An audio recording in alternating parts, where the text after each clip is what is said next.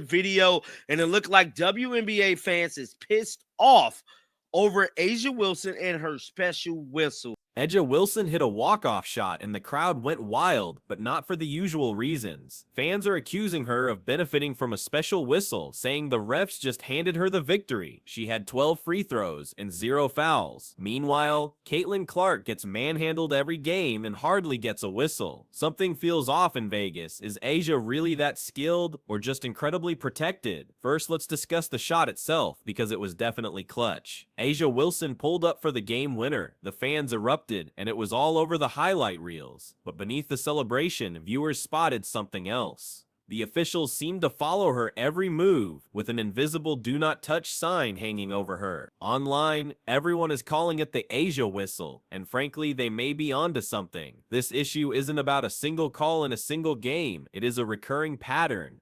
Fever fans have been pointing this out loudly since last season. Let's go. The recent controversy began in Phoenix, where Wilson's aces were in a close contest. The final score is irrelevant now. What everyone recalls is her getting 12 free throws as the other team's star, Satu Sabali, got battered with almost no calls. To make matters worse, Sabali was injured. Her coach mentioned she wasn't even in the locker room post-game, and the ref's response, complete inaction. Credit where it's due, Asia Wilson is a gifted player. No one disputes that. However, when every tight game concludes with her at the free throw line and opponent stars benched with 5 fouls, people take notice. Playing with those 5 fouls. Sabali, can't 38 by Angel McContry. Even new fans, those drawn to the WNBA by Caitlin Clark, are wondering why Asia consistently gets such a soft whistle. Because the reality is, Asia Wilson gets more than just calls. She gets protection. It's rare to see her in foul trouble. It's rare for a call against her to be overturned. She manages to play aggressive defense while others get fouls for merely being close to her. That isn't a skill, it's a privilege. On X, formerly Twitter, fans have the evidence. There are clips all over showing illegal screens, missed calls, questionable fouls on her opponents, and the ultimate prize, Asia getting continuation on phantom contact. Give the ball to Asia and get out of the way. That's all the play was. Yeah, I feel like in that moment, if a coach has to tell me what to do, I'm not doing my job. And she just drew up a play. It wasn't really even a play. It's very basic. Yeah, it was pretty much what you saw. And I'm appreciative that Becky trusts me in those moments. But that's playoff basketball moments. Those are the moments that you live for. So I'm glad I was able to show up. I get on my guards for not coming to work, so I'm glad I was able to come to work. Let me give you a few examples. First instance, Asia sets a clear moving screen. Anyone watching can see it. The commentators even note it should be a foul. The refs blow the whistle, but it's not on her. They call the foul on the defender. It has gotten that ridiculous. Here's another. A defender is boxing out for a rebound. Wilson plows into her. The call is a jump ball. The exact same play happens on the other end, and if Caitlin Clark or Aaliyah Boston even breathes on someone, it's an immediate foul. You just can't make this stuff up. It has gotten to the point where fans are making comparisons to Deflategate, Tom Brady's infamous football scandal. That's just how absurd this situation appears. And if you believe it's only bitter Fever fans complaining, you're mistaken. Neutral observers, and even some Aces fans, are admitting that this is getting strange. But here is what really caused the backlash to explode. Following that game-winning shot, the official WNBA account posted a highlight reel celebrating Asia's incredible clutch play. The post was flooded with thousands of comments. Half praised the great shot, while the other half claimed the refs had carried her the entire game. You know you have a major issue when your highlight reel's comment section resembles a legal proceeding. Let's look at the numbers, because the numbers are undeniable. Something we have to talk about is the amount of free throws Asia Wilson is getting off. Not only just the amount of free throws she's getting off, the free throws and the calls that is pretty much garnering her the type of performances like this. She never gets in foul trouble. She gets all her calls. At this point, bro, this is unprecedented. I feel as if Caitlin Clark needs this damn whistle. Everybody should be pitching a bitch about Asia Wilson whistle, because the WNBA was so far in the sunken damn place, no one paid attention to the sport. No one ever watched the first 2 damn championships. Aja Wilson leads the league with nearly 8.3 free throw attempts per game. That number is staggering.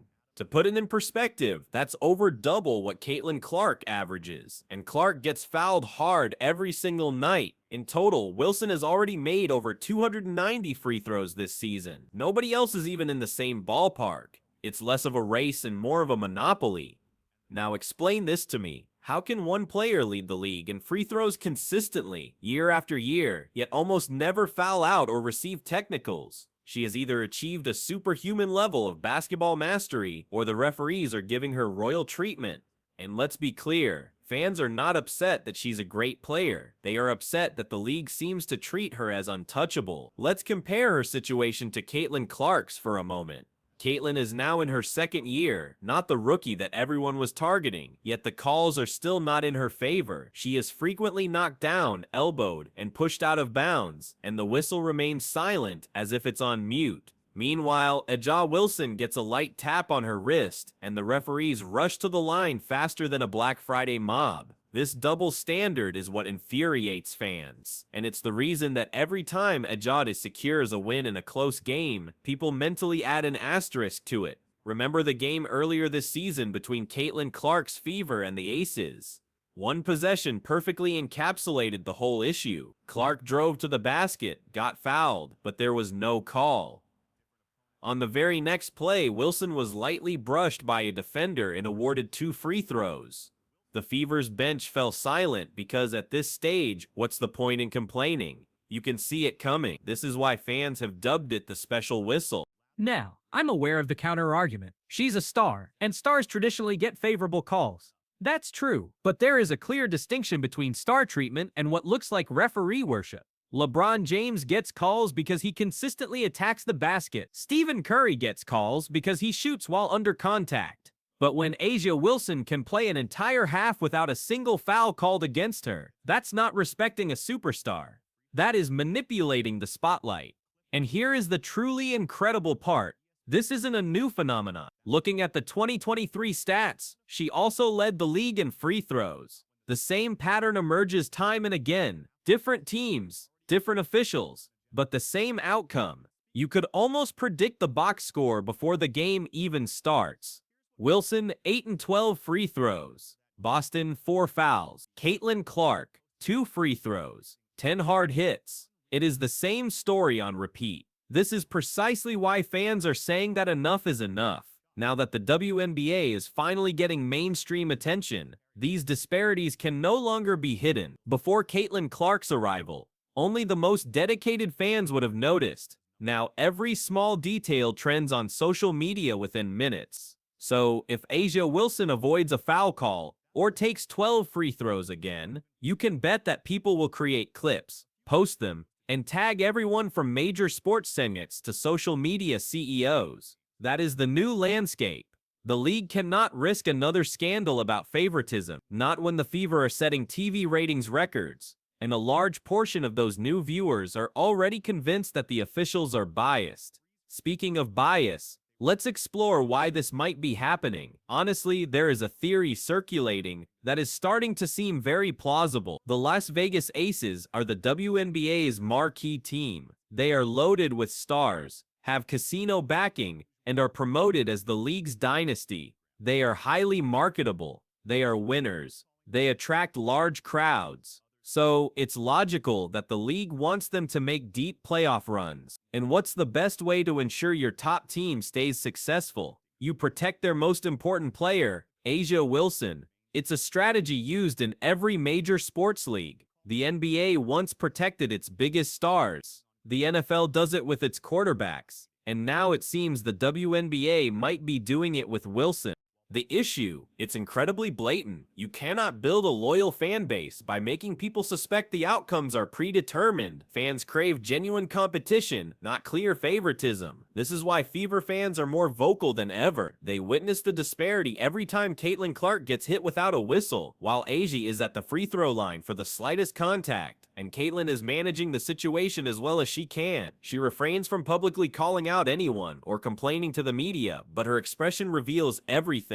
You can see it clearly during the games. She'll take a hard foul, glance at the referee, and just laugh with disbelief. That's the current state of frustration. Even fellow players are beginning to allude to it. Some veterans have made cryptic posts, such as, "Some of you have lifetime referee passes."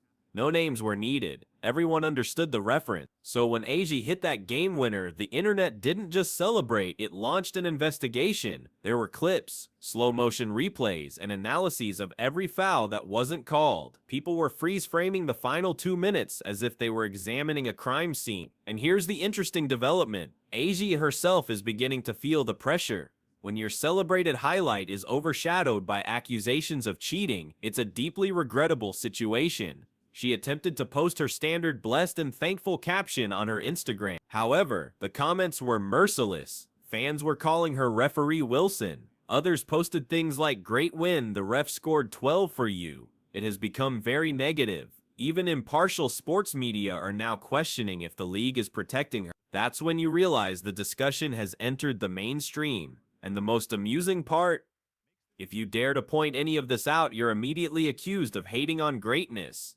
No, this isn't about hate. It's about demanding fairness. Caitlin Clark's team should not have to compete 5-on-8 every single night. The Fever already face challenges rebuilding with a young roster. They shouldn't have to contend with the officials as if it's a standard part of their game strategy, because if this pattern holds, fans will quickly lose their interest. Nobody wants to be invested in a league where the results seem to be arranged in advance. That isn't sports competition, it is just bad entertainment. And this is where the irony becomes apparent. The very same league that has spent the entire year promoting messages of equality and respect might be the one discreetly fostering inequality on the court. It's protecting one star player while another is penalized. This doesn't help empower women's sports, it erodes its credibility. Now let me be clear. Al Wilson is not the main villain in the WNBA. She is one of the most talented Tornans in the game. Her footwork, her defense, and her leadership are all top tier. But when the public begins to doubt the integrity of her victories, that greatness starts to diminish. And sadly, it isn't entirely her own doing. It is the fault of the referees and league officials who believe that protecting their face of the league is the key to success. It is not. In fact, it's achieving the opposite. The more they seem to favor one player, the more the fans will support the one who is being disadvantaged, Caitlin Clark. And that is exactly what we are seeing. The sentiment online is already shifting. Every time a questionable call goes in the Aces' favor, thousands of comments appear in defense of Clark. She is emerging as a symbol of fairness, while Alja is becoming a symbol of favoritism. Narratives can change that quickly. Alja Wilson was once the darling of the league. Now she's trending for all the wrong reasons, being accused of colluding with the referees, and you can see that it's affecting her. In her post-game interviews, she attempts to smile through it, but the tension is palpable. You can sense it when she makes statements like, "I just play my game," or "I don't control the refs." While true, that doesn't make the pattern any less noticeable to the fans. Because when a pattern consistently benefits you night after night, people start to lose faith in coincidence, and we'll leave it there for the moment. Because what comes next, the fan outrage, the memes, the league's continued silence, and how Caitlin Clark has subtly changed the entire narrative makes this story even more compelling. After that game in Phoenix, the public backlash didn't subside, it intensified. Every sports outlet, podcast, and X-thread transformed into a thorough investigation. Fans began to compare every foul involving A'ja Wilson, or the lack thereof, to Caitlin Clark's experience throughout the season. The contrast was stark. A'ja Wilson took 12 free throws in that game. Caitlin Clark, she is fortunate to get 4 in an entire game, even after being knocked to the ground multiple times. You don't have to be a conspiracy theorist to recognize the bias. It is clearly visible in the box score. Even rival players began to hint at it. An anonymous player revealed to a reporter, "Some players in this league are protected as if they're made of solid gold." Fans didn't need to be told who she was talking about. They already had a name in mind. In the meantime, social media was ablaze. Ref Wilson, the Whistle Queen, and Vegas Scripted all became trending topics. Users created side-by-side video comparisons, showing Caitlin being slammed to the court with no call, immediately followed by a clip of A'ja getting lightly touched and heading straight to the free throw line. The visuals were damning, and when the media questioned A'ja about the controversy, she replied, "I can't control what people say. I just play the game." That response did not help her case. Sometimes, saying nothing can be more revealing than saying the wrong thing. Even NBA Commissioner Adam Silver's name started being mentioned again. Fans were demanding that someone from the NBA investigate the WNBA's officiating problems, especially given Commissioner Kathy Engelbert's consistent silence on the matter. If this league truly wants to expand, it cannot continue to act as if its fans are oblivious. And the best part, the Fever's fan base turned the whole situation into a source of inspiration. Caitlin Clark may not complain publicly, but her supporters certainly do. Every missed call now serves as more evidence that she is succeeding against the odds. No assistance, no special treatment, just pure unadulterated basketball. In the end, A'ja Wilson may have won that particular game, but she lost something far more valuable, her credibility, because when fans start to believe your victories are aided by the whistle, that championship trophy begins to feel hollow. So what's your take? Is A'ja Wilson receiving unfair advantages from the referees? Or are fans simply being sore losers after another Aces victory? Regardless, the numbers speak for themselves. The whistle certainly appears to be biased. Share your opinions below. Please hit the like button and be sure to subscribe, because, believe me, this WNBA drama shows no signs of letting up.